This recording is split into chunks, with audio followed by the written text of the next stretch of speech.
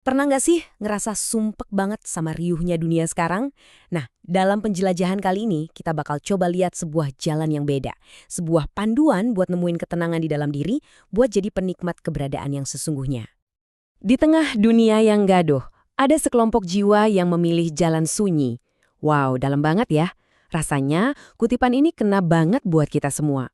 Dunia emang rasanya berisik banget, tapi ternyata selalu ada pilihan lain. Sebuah jalan yang lebih sunyi. Yuk kita coba telusuri jalan ini bareng-bareng. Kita ngerasain ini setiap hari kan? Dunia seakan-akan teriak terus-terusan soal krisis, ketakutan, dan kehancuran. Ini bikin kita mikir, kalau semua yang kita pegang di luar sana bisa hancur, terus fondasi kita apa dong? Di atas apa kita bisa membangun ketenangan yang benar-benar kokoh? Ada nggak sih sesuatu yang nggak bisa hancur sama sekali? Oke, kita masuk ke bagian pertama. Dunia yang gaduh. Kita coba bedah dulu yuk akar masalahnya. Dari mana sih semua kegelisahan ini datang? Ternyata sumbernya tuh banyak banget. Coba deh kita lihat. Ada berita krisis yang nggak ada habisnya. Ekonomi yang nggak stabil. Teknologi yang kita kira canggih tapi ternyata rapuh juga. Belum lagi ribut-ribut di media sosial, soal politik, dan tekanan buat terus-terusan mengejar lebih. Wah, semua ini kalau digabung, benar-benar jadi badai di dalam diri kita ya. Nah, sebagai jawaban dari semua kegaduhan itu, muncullah sebuah filosofi namanya Sang Ada Tafakur Club. Eits, jangan salah sangka dulu, ini bukan klub beneran yang ada kartu anggotanya ya. Ini lebih ke sebuah cara pandang, sebuah way of being di tengah dunia. Sekarang kita masuk ke bagian 2, menjadi penikmat keberadaan. Nah, ini dia nih, inti solusinya. Jadi pada dasarnya ada dua cara hidup nih. Di satu sisi ada penikmat dunia. Mereka ini yang ngejar hiburan, kemewahan, ya hal-hal yang kelihatan gemerlap. Masalahnya mereka bergantung sama hal-hal di luar diri yang bisa hilang kapan aja. Nah, ini resep jitu buat cemas. Di sisi lain ada penikmat keberadaan. Mereka ini bersandar pada sesuatu yang ada di dalam, pada keberadaan itu sendiri. Hatinya nggak terikat, meskipun ya tetap hidup di dunia. Karena itu mereka nemuin sesuatu yang nggak akan pernah bisa hilang. Penting banget nih buat dicatat. Ini bukan berarti kita harus benci dunia atau jadi pertapa di gunung ya. Nggak sama sekali. Kita tetap makan, tetap kerja, tetap beraktivitas kayak biasa. Bedanya itu pipis tapi dalam, yaitu hati kita nggak lagi nempel atau bergantung sama semua itu. Oke, masuk ke bagian 3, latihan tafakur diam. Pertanyaannya, gimana cara prakteknya? Pertama-tama kita lurusin dulu ya konsep tafakur. Mungkin banyak yang ngira tafakur itu mikir keras, analisis mendalam. Ternyata bukan. Justru sebaliknya.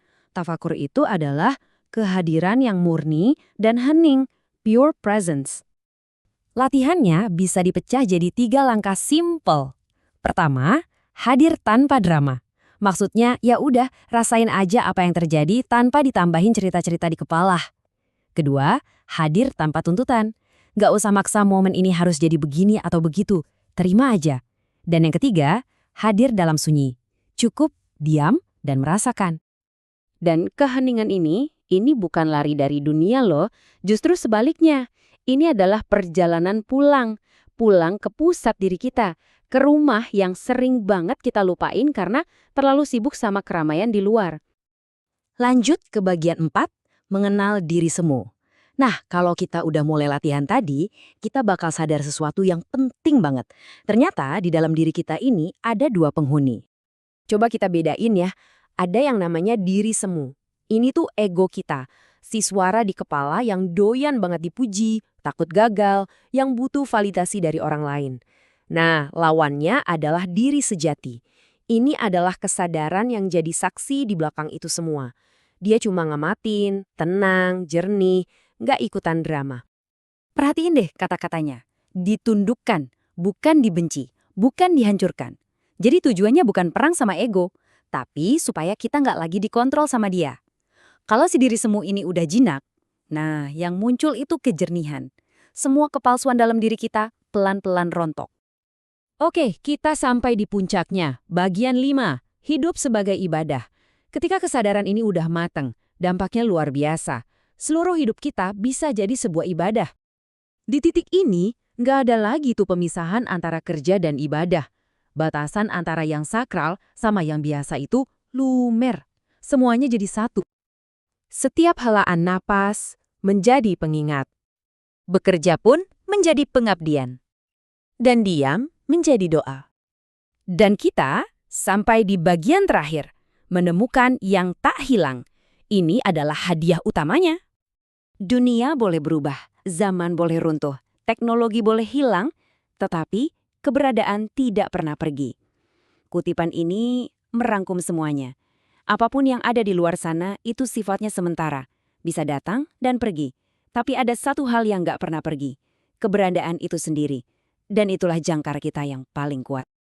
Jadi intinya apa? Saat kita benar-benar bisa menikmati keberadaan itu sendiri, kita nggak lagi takut kehilangan apapun. Kenapa? Karena kita udah menemukan satu-satunya hal yang mustahil untuk hilang. Nah, ini membawa kita ke sebuah pertanyaan terakhir buat kita renungkan sama-sama. Sebuah pertanyaan yang mungkin bisa mengubah cara pandang kita selamanya. Coba tanyakan ini pada diri sendiri. Kalau kamu sudah menemukan apa yang tidak bisa hilang, apa lagi yang perlu ditakutkan?